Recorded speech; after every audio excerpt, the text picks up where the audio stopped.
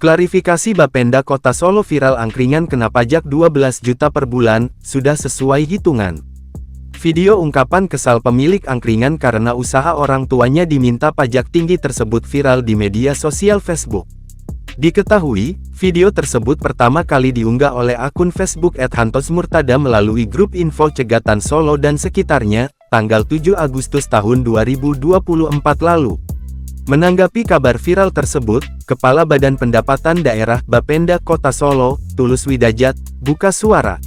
Ia membenarkan terkait adanya perubahan penarikan pada objek wajib pajak berupa usaha angkringan, sesuai aturan yang berlaku.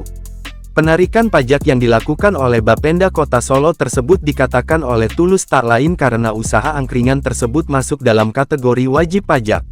Jadi ya ini termasuk mereka sudah masuk dalam kategori wajib pajak karena sebelumnya kami menugaskan petugas Korwil setempat untuk melakukan pengamatan.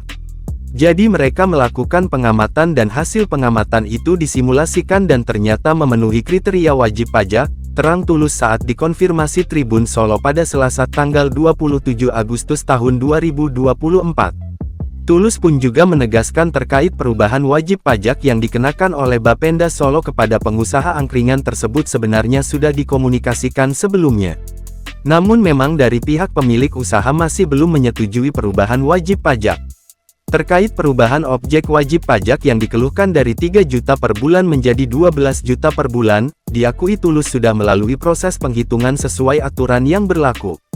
Sebagai informasi, dalam ketentuan yang tertuang di UU Nomor 1 Tahun 2022 dan Perda Nomor 14 Tahun 2023, pelaku usaha restoran termasuk PKL kuliner diharuskan membayar pajak sebesar 10% jika omset per bulannya mencapai 7,5 juta.